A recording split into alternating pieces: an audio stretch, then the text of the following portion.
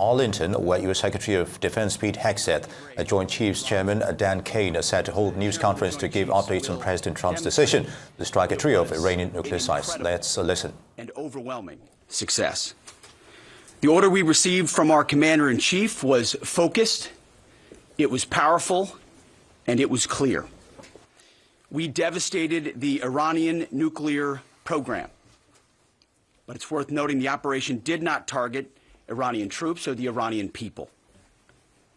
For the entirety of his time in office, President Trump has consistently stated for over 10 years that Iran must not get a nuclear weapon. Full stop. Thanks to President Trump's bold and visionary leadership and his commitment to peace through strength, Iran's nuclear ambitions have been obliterated. Many presidents have dreamed of delivering the final blow to Iran's nuclear program, and none could until President Trump. The operation President Trump planned was bold and it was brilliant, showing the world that American deterrence is back. When this president speaks, the world should listen. And the U.S. military, we can back it up. The most powerful military the world has ever known. No other country on planet Earth could have conducted the operation that the chairman is going to outline this morning. Not even close. Just like Soleimani found out in the first term, Iran found out when POTUS says 60 days that he seeks peace and negotiation, he means 60 days of peace and negotiation. Otherwise, that nuclear program, that nuclear capability will not exist. He meant it. This is not the previous administration. The President Trump said no nukes. He seeks peace, and Iran should take that path. He sent out a truth last night saying this: any retaliation by Iran against the United States of America will be met with force far greater than what was witnessed tonight. Signed, the President of the United States, Donald J. Trump.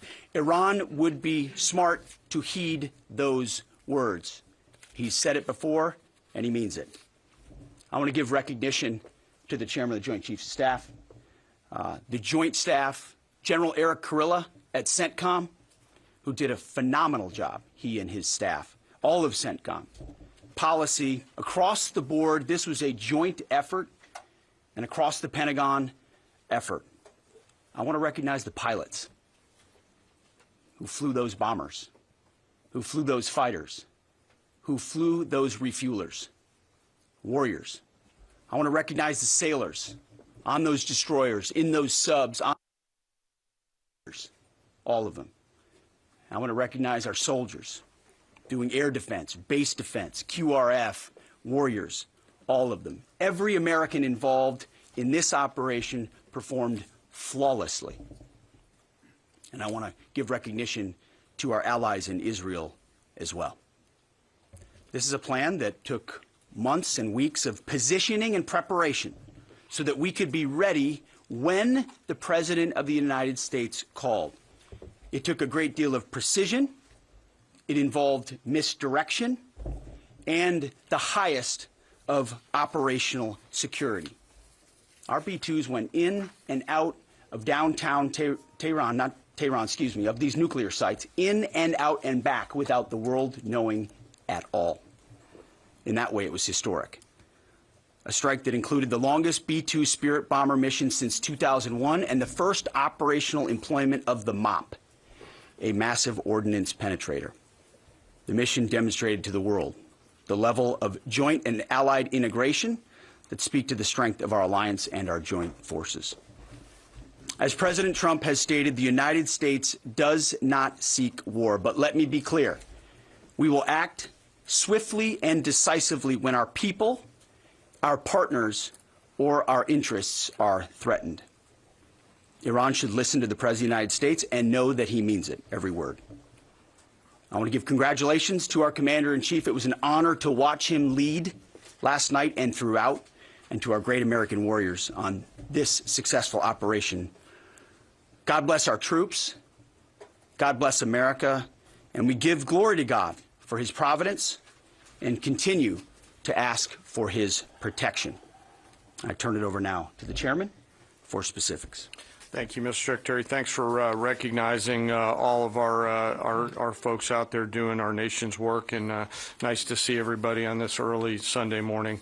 Last night on the President's orders, U.S. Central Command, under the command of General Eric Kurilla, executed Operation Midnight Hammer, a deliberate and precise strike against 3 Iranian nuclear facilities. This was a complex and high-risk mission carried out with exceptional skill and discipline by our joint force. I want to thank every service member, planner, operator that made this mission possible. Their actions reflect the highest standards of the United States Armed Forces.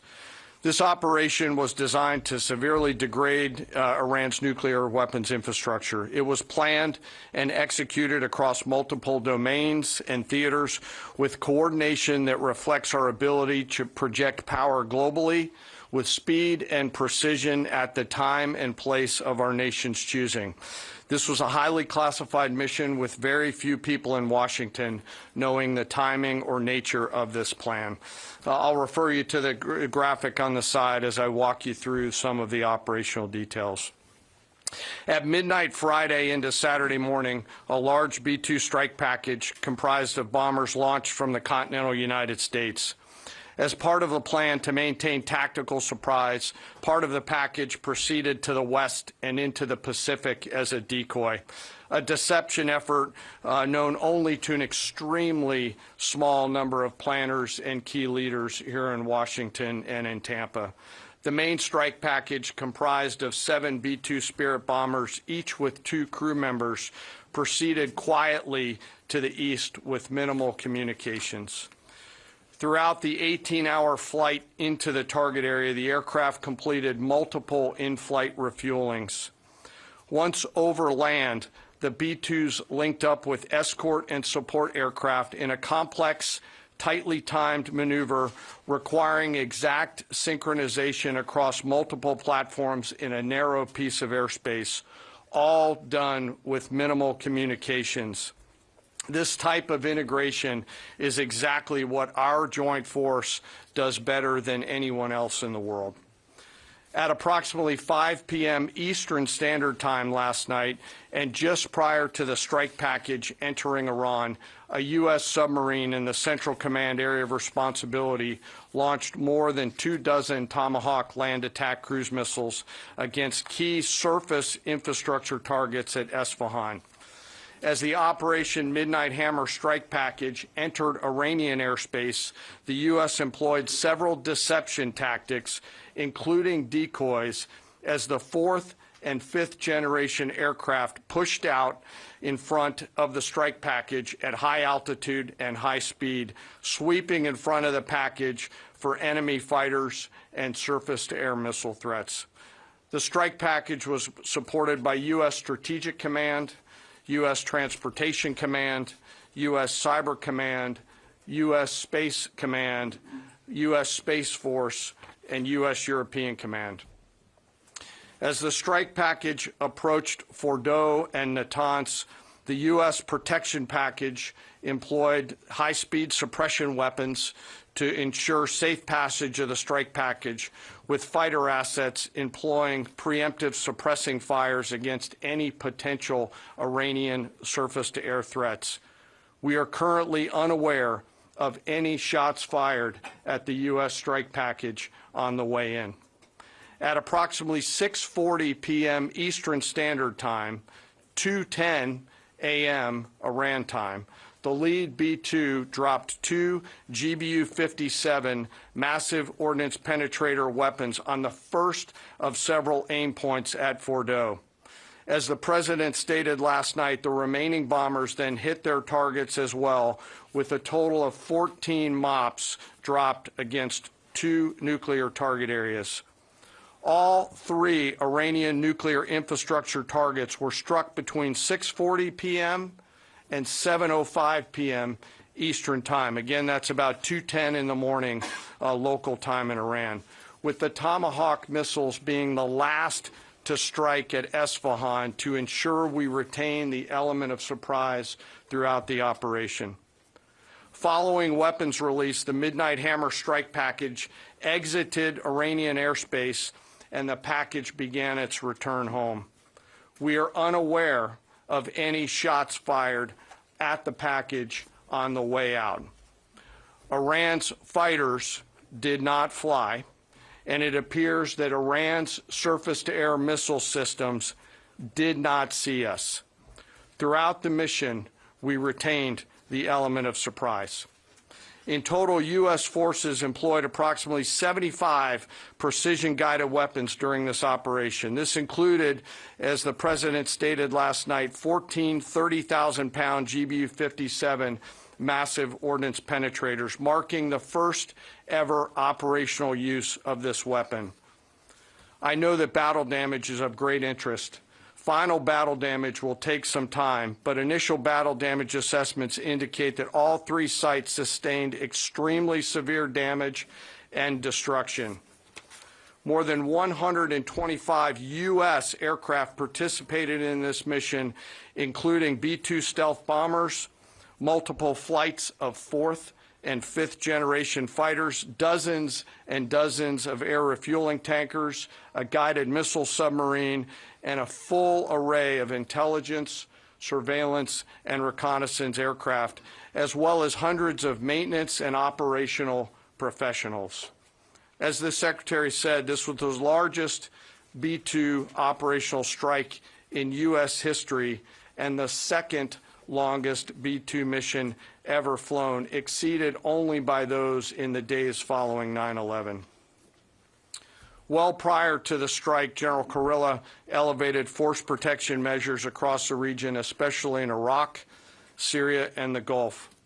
Our forces remain on high alert and are fully postured to respond to any Iranian retaliation or proxy attacks, which would be an incredibly poor choice.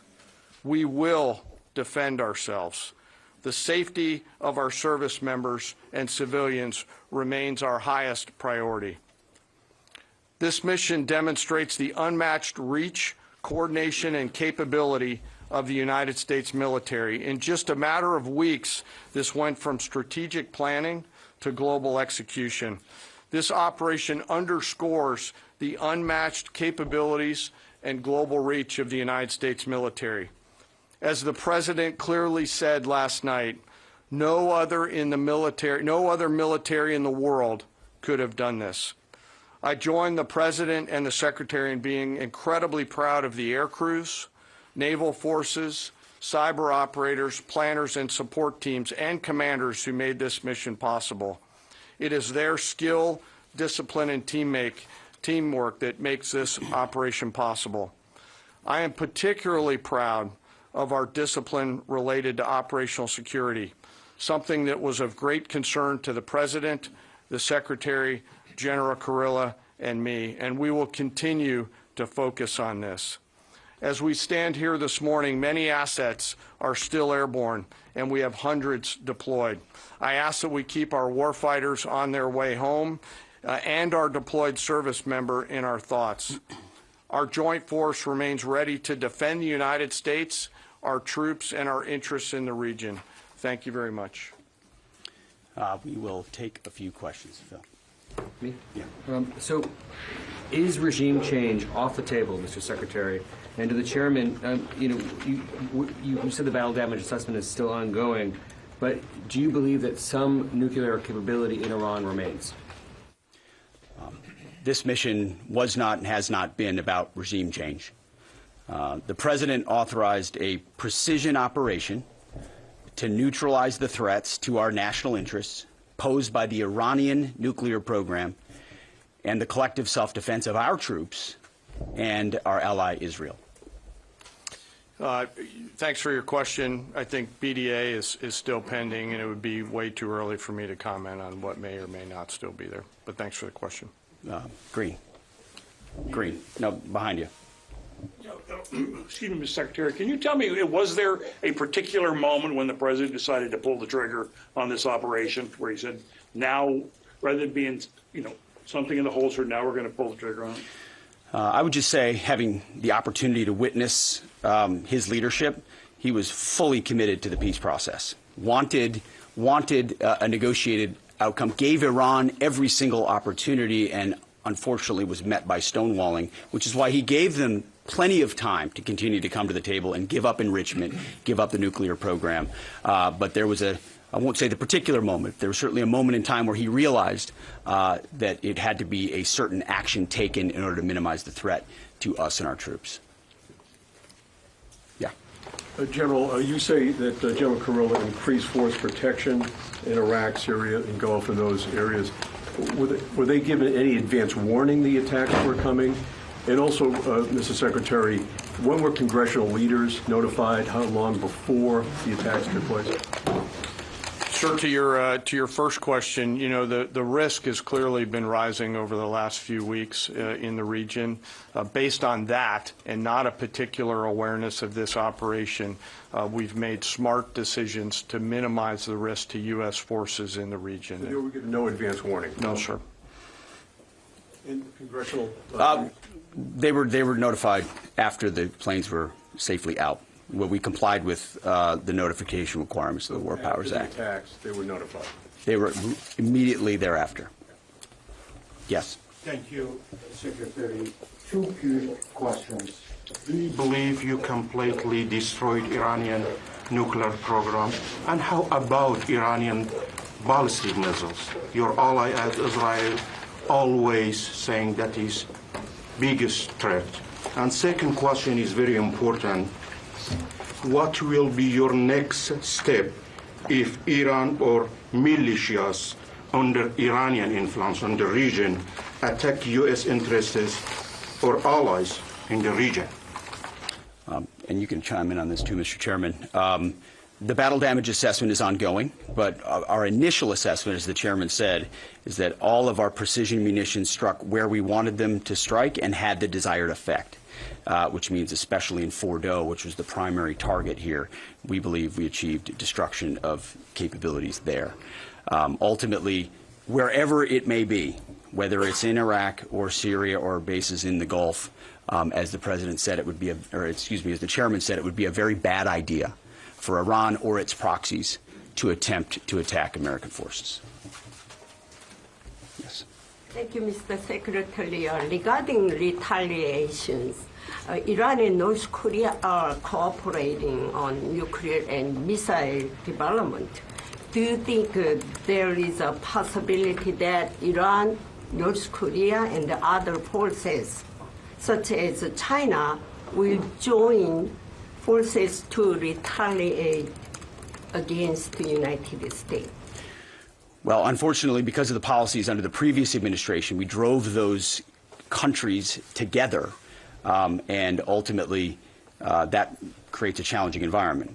For this particular operation, the focus is on Iran and Iranian nuclear capabilities. That's our focus here, is to not just say that they can't have, but President Trump has said from over 20 years, frankly, Iran cannot have a nuclear weapon. And ultimately, he decided this is the moment, given their stonewalling, when direct military action had to be taken to prevent that from happening. Yes? Thank you very much. General Kane, I understand OPSEC, I respect OPSEC. Can you say at all what security procedures are being taken to protect U.S. troops in Iraq and elsewhere in the Middle East? And Secretary Hegseth, as a global war on terrorism veteran, what do you say to veterans who may be concerned the U.S. is getting into another open-ended war in the Middle East over weapons of mass destruction? Thanks, sir, for the question. I won't comment on what force protection measures are being taken in the region. What I will say is we're being proactive and not reactive, and being very thoughtful about ensuring that we do all that we can to protect our forces out there. And I would just say, as the President has directed and made clear, this is most certainly not open-ended. It doesn't mean it limits our ability to respond. We will respond if necessary. The most powerful military in the world is postured and prepared to defend our people. But what the President gave us, as I said, was a focused, powerful, and clear mission on the destruction of Iranian nuclear capabilities. Those were the targets. That's what was struck. That's what was overwhelming. That's what the Iranian regime needs to understand, as the president put out last night. He wants peace. There needs to be a negotiated settlement here. We ultimately demonstrated that Iran cannot have a nuclear capability. That is a very clear mission set on this operation. Yes, hold on. Yes, right there. Thank you, Mr. Secretary. Question for the Secretary and the Chairman. How was this strike coordinated with the Israelis on a strategic level, militarily, and on a tactical level? Was there any direct Israeli military participation in this operation? Well, I would say certainly Israel had an incredible military success, especially at the beginning and ongoing, in degrading Iranian capabilities, in degrading Iranian launchers, MRBMs. It's been incredible to watch what our ally Israel has been able to do. And there certainly have been conversations. I mean, General Kurilla at CENTCOM has worked closely in the defense of Israel for many years. And part of this operation was the defense of Israel and the ongoing defense of Israel. But as it pertains to this strike, this was U.S. operated and U.S. led. We took advantage of some of the preparatory work that's been done over the past week and a half in terms of axis of approach. I won't get into the particulars, but as the Secretary said, it was a U.S. strike. We made sure we were not in the same piece of airspace and sky. Aside from that, that was the extent of it. We'll take a couple more. Yeah, right there. Question to the Secretary first. Are you concerned whatsoever now about the reaction from U.S. allies given the strike, particularly those in the Gulf? And to the Chairman, if I may, I understand you don't want to speak to specific assets and force protection measures, but do you anticipate at least having to bring in any further assets from other theaters to aid in force protection over the coming days? We certainly understand the challenges of allies in the region. And we have been respectful and in working in collaboration with them as it pertains to basing and sensitivities there. Ultimately, they've got a lot of assets and people in those locations also where American troops are co-located. So that's a consideration of ours. We've been in close consultation with them, and we appreciate the support that we have got. Thanks for the question on sort of the global picture. And as you know, that's one of my jobs, is to look globally at the entire range of challenges. We are always carefully considering our force posture around the world and then offering options to the Secretary and to the President. I won't comment on any future things, but the American people should know that we carefully consider those moves around the world and try to modulate as needed our force structure in the region. Absolutely. Yeah, right here. Thank you. What communications are being sent to the Iranians right now, and is there any possibility of diplomacy now or in the coming days? I can only confirm that there are both public and private messages being directly delivered to the Iranians in multiple channels, giving them every opportunity to come to the table. They understand precisely what the American position is, precisely what steps they can take to allow for peace, and we hope they do so. Yes. The President may not want an open-ended conflict. The Iranians may disagree. Are you prepared for a protracted war? Well, anything can happen in conflict. We acknowledge that. But the scope of this was intentionally limited. That's the message that we're sending. With the capabilities of the American military, nearly unlimited. So Iran, in that sense, has a choice. But we've made it very clear to them, this is nuclear sites, this is nuclear capabilities, this is the line that the President set. And we set that back. Now is the time to come forward for peace. But I think one of the takeaways from this as well is the unprecedented level of ongoing cooperation. I can't speak highly enough of the chairman and his staff and General Kurilla in CENTCOM, what they've done to look around the corner, to pre-position, to understand how an operation like this comes together. The scope and scale of what occurred last night would take the breath away of almost any American if you had an opportunity to watch it in real time. And I think Tehran is certainly calculating the reality that Planes flew from the middle of America in Missouri overnight, completely undetected over 3 of their most highly sensitive sites, and we were able to destroy nuclear capabilities. And our boys in those bombers are on their way home right now. We believe that'll have a clear psychological impact on how they view the future, and we certainly hope they take the path of negotiated peace. But I could not be more proud of how this building operated, of the precision, the sensitivity, and the professionalism of the troops involved in this effort. I will take one more. We'll take one more question. Yes, right there.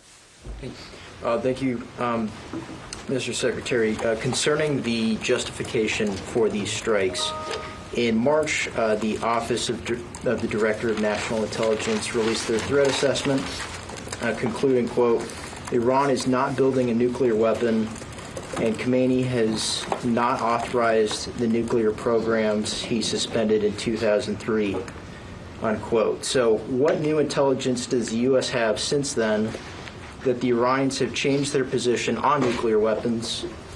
And does this new intelligence come from U.S. sources and methods, or are we getting this information from other countries?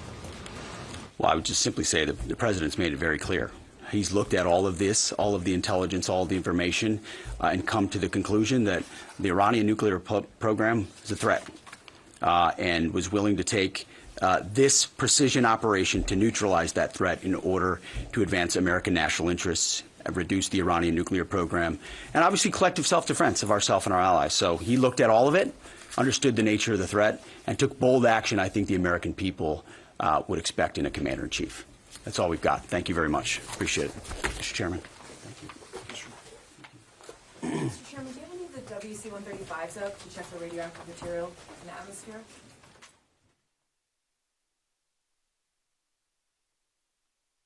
In live Arlington, United States, Pete Hegseth, the Defense Secretary, giving some heads up about the strikes in Iran, which took out the nuclear program there. Of course, some of the generals, also taking questions as well in that strike.